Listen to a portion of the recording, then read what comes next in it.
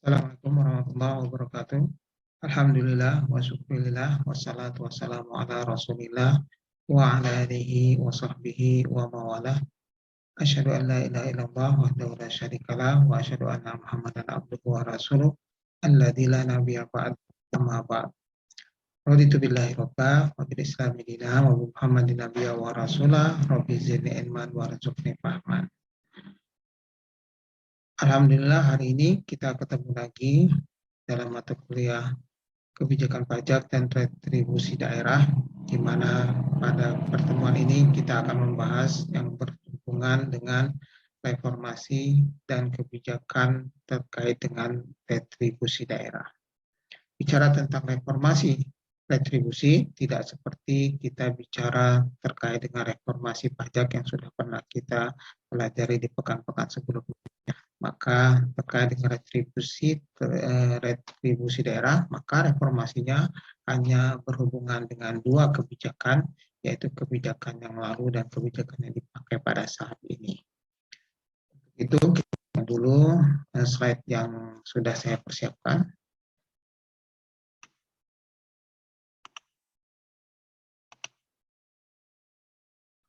Baiklah, kita lanjutkan. Sesuai dengan tema kita pada hari ini, yaitu bicara tentang kebijakan retribusi dan reformasi retribusi daerah. Sebagaimana kita pahami bahwa kita belajar terkait dengan pajak dan retribusi dari pendapat Eko Lasmana yang berhubungan dengan pungutan. Jadi teori pungutan yang dikemukakan oleh Eko Lasmana ini adalah peralihan kekayaan dari sektor swasta ke sektor publik berdasarkan undang-undang untuk membiayai pengeluaran negara, baik yang rutin maupun untuk pembangunan. Jadi yang akan kita bicarakan pada hari ini adalah sebuah peralihan kekayaan dari sektor swasta ke sektor publik, dari masyarakat kepada negara, yang berdasarkan undang-undang, jadi dia resmi, kemudian untuk membiayai nanti pengeluaran negara yang akan berhubungan dengan kepentingan dan kemajuan serta kebutuhan dari masyarakat di negara itu sendiri. Nah, pada kesempatan ini kita akan fokus kepada retribusi, di mana menurut Eko Lasmana bahwa retribusi itu adalah pungutan, tetapi dalam retribusi kita bisa melihat ada perbedaan antara pajak dan sumbangan. Maka retribusi adalah sebagai sebuah pungutan, tapi dalam retribusi itu ada jasa timbal balik secara langsung kepada pembayar retribusi. Jadi kita ketika membayar retribusi, maka kita langsung secara spontan akan mendapatkan jasa timbal baliknya. Jadi apa yang diberikan oleh rakyat langsung diberikan manfaatnya atau diterima manfaatnya pada saat itu oleh rakyat dari apa yang diberikan oleh negara. Jadi retribusi itu kita memberikan dana, kemudian jasanya itu, manfaatnya itu dirasakan langsung oleh masyarakat. Seperti rekening telepon, rekening listrik, rekening PDAM, kemudian rekening sampah, dan sebagainya. Di daerah, sumber-sumber pendapatan asli daerah itu kita bisa lihat kenapa retribusi menjadi sesuatu yang penting untuk dibicarakan, yaitu dari pendapatan asli daerah itu kita bisa melihat bahwa di sana itu hasil pajak merupakan pendapatan penting dari daerah, kemudian retribusi juga merupakan pendapatan yang penting bagi daerah, kemudian hasil pengelolaan kekayaan daerah yang dipisahkan. Jadi kita tidak harus juga membicarakan terkait dengan retribusi ketika suatu daerah ingin melanjutkan pembangunan untuk mensejahterakan masyarakatnya. Jadi dalam pemungutan retribusi itu kita bisa melihat bahwa saat ini yang sedang berkembang atau sedang berjalan yaitu yang terkait dengan jenis pungutan yang ada dalam Undang-Undang Nomor 28 Tahun 2009. Di kebijakan ini kita bisa lihat bahwa terdapat dua pungutan yang dalam hal ini dilakukan oleh pemerintah kepada daerah. Maka di daerah yang disebut dengan retribusi itu seperti apa? Maka di daerah kita bisa lihat bahwa menurut Undang-Undang Nomor 28 Tahun 2009 telah menentukan jenis dan klarifikasi retribusi yang diwajibkan. Jadi sudah ditentukan oleh pemerintah tentang klarifikasi dan retribusi yang harusnya dilakukan oleh daerah apa saja. Namun demikian, berbeda dengan pajak yang sifatnya limitatif berdasarkan pasal 150 Undang-Undang Nomor 28 Tahun 2009, Pemda, pemerintah daerah diberikan keleluasaan untuk mengutip dan menambah jenis-jenis retribusi baru di luar dari retribusi yang telah ditentukan di dalam undang-undang ini. Sehingga walaupun di dalam undang-undang ini tidak disebutkan retribusi sewa tanah, namun Pemda dapat membuat jenis retribusi sewa tanah di dalam Perda.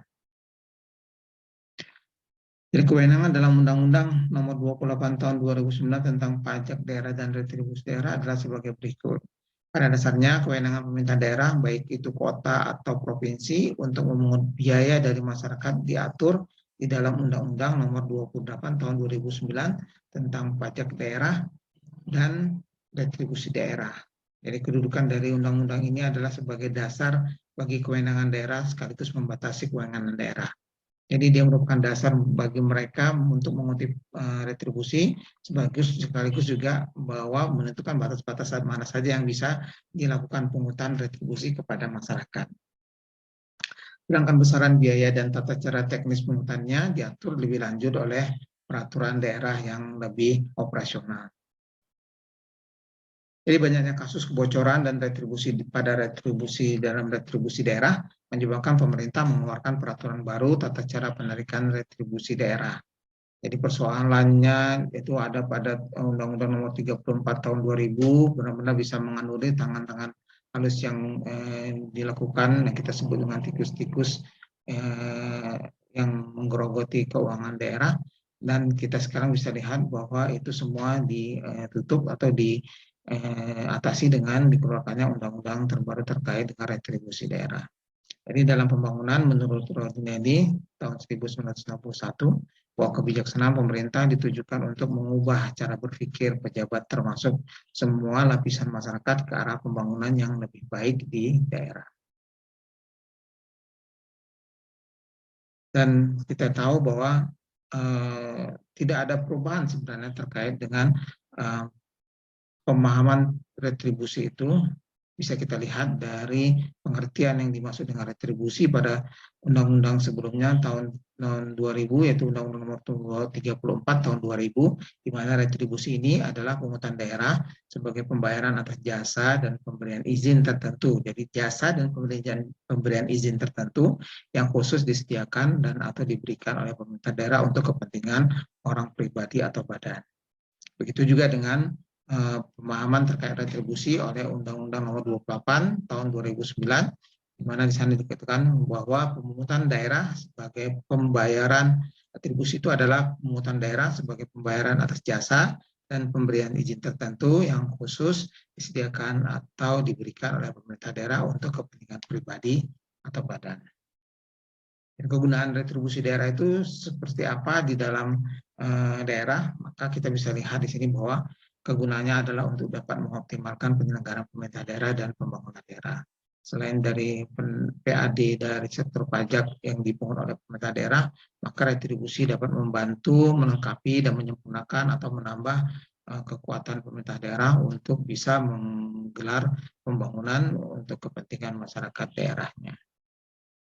Secara kebijakan, kita bisa lihat bahwa ketika kita membahas terkait dengan retribusi ini, kita bisa melihatnya dari sudut formulasi, implementasi, dan evaluasinya. Kalau Anda ingin membahasnya dari sudut formulasi, maka kita melihat bagaimana kebijakan pajak itu dibuat, bagaimana kebijakan retribusi itu dibuat, bagaimana kebijakan terkait dengan retribusi itu diperbarui atau digantikan.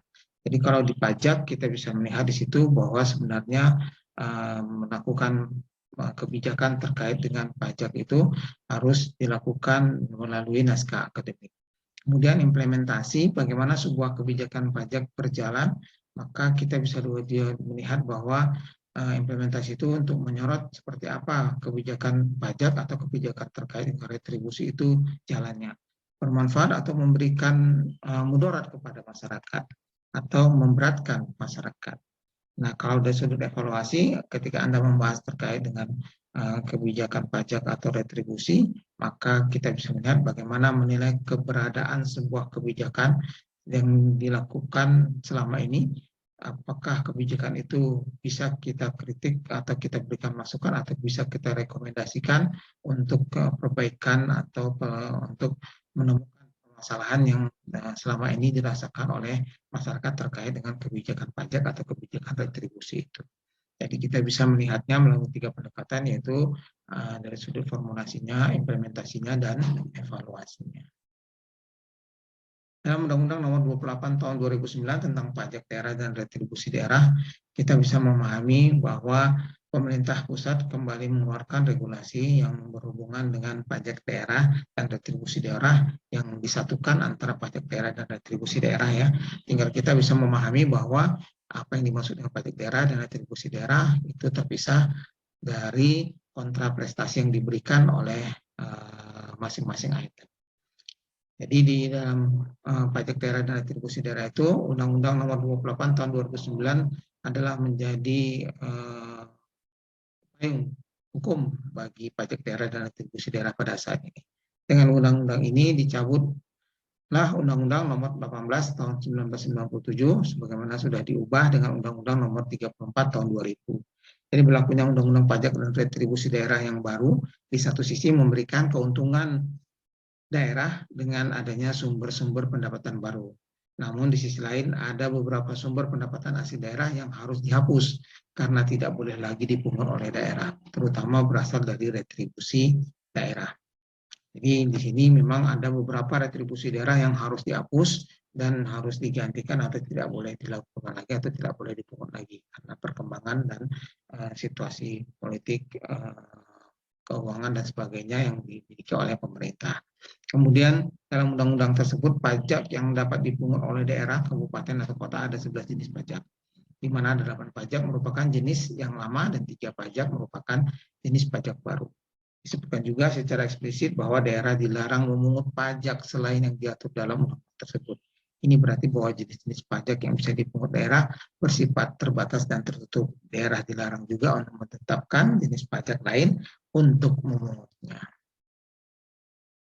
Dan sedangkan jenis-jenis retribusi daerah dalam undang-undang tersebut bisa kita lihat bahwa retribusi jasa umum yang terdiri dari 14 jenis retribusi bisa dilihat di berikut ini, yaitu tentang kesehatan, persampahan, KTP, pemahaman dan pengabuan mayat, pemakaman dan pengabuan mayat, parkir, pasar, kendaraan bermotor, alat pemadam kebakaran, tentang penggantian biaya cetak peta, kemudian penyediaan dan penyedotan kakus, kemudian pengolahan limbah cair, pelayanan tera dan tera ulang pelayanan pendidikan, kemudian pengendalian menara telekomunikasi. Kemudian retribusi jasa usaha yang terdiri dari 11 jenis, yaitu retribusi pemakaian kekayaan daerah, pasar grosir dan atau pertokoan, tempat pelelangan, terminal, tempat khusus parkir, penginapan, pesanggerahan atau villa, rumah potong hewan, pelayanan pelabuhan, tempat rekreasi dan olahraga, penyeberangan di air, penjualan produksi usaha daerah. Kemudian retribusi daerah yang lain yaitu terkait dengan retribusi perizinan tertentu terdapat terdiri dari 5 jenis, yaitu izin mendirikan bangunan, izin tempat penjualan minuman beralkohol, izin gangguan, izin trayek, izin usaha perikanan.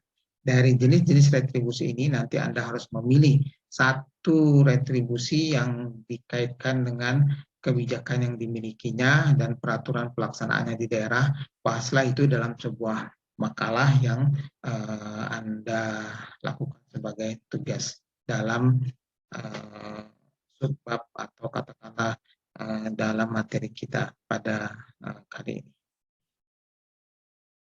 Tata cara penghutang retribusi itu di daerah bisa kita lihat sebagai berikut, bahwa penghutang retribusi itu tidak dapat dilakukan secara borongan. Dan penghutang retribusi itu juga selalu diawali dengan pengisian surat pendaftaran objek retribusi daerah dengan jelas, benar, dan lengkap, dan ditandatangani oleh wajib pajak retribusi atau kuasanya. Kemudian petugas yang memungut retribusi ditunjuk melalui keputusan gubernur yang ditandatangani oleh SKPD atau atas nama gubernur kalau dia merupakan retribusi yang dilakukan oleh tingkat provinsi. Jadi apa saja sebenarnya strategi dalam peningkatan retribusi daerah? Nah, kita bisa melihat banyak strategi yang bisa kita lakukan, tapi beberapa di antaranya adalah satu, melakukan perluasan bagi basis penerimaan retribusi daerah, yaitu mendesain ulang struktur dan besaran tarif retribusi yang lebih realistis dan tidak menimbulkan biaya ekonomi tinggi. Jadi kita bisa mendesain ulang struktur dan besaran tarif yang ada selama ini untuk melihat seperti apa sebenarnya kemampuan ekonomi kita pada saat ini. Apakah perlu peningkatan ataukah sudah cukup seperti ini atau perlu kita turunkan karena kita sudah punya masukan dari sektor lain. Kemudian yang kedua, melakukan penguatan pada proses pemungutan retribusi daerah. Jadi penguatan itu berupa pembaruan tarif sesuai perkembangan ekonomi. Itu bisa kita lihat dari tarif retribusi ditinjau kembali paling lama itu sekitar 3 tahun sekali. Itu tertera dalam pasal 115 Undang-Undang Nomor 28 Tahun 2009. Kemudian meningkatkan kualitas SDM, perkada tentang tata cara pemungutan retribusi daerah, dan seterusnya. Aturan-aturan pelaksanaannya di daerah sampai ketika SOP perlu kita perbarui dan lengkapi. Kemudian 3, melakukan efisiensi pemungutan dan melakukan penekanan biaya pemungutan. Jadi pemanfaatan teknologi bisa dilakukan sebagai bentuk efisiensi atau penekanan biaya. Jadi penerapan teknologi, kemudian pada pelayanan kita bisa membuat lebih efisien dan seterusnya itu melalui online, melalui paperless dan sebagainya, itu adalah bentuk dari penekanan biaya atau bentuk efisiensi yang dilakukan. Kemudian menyusun SOP, kenapa diperlukan menyusun SOP?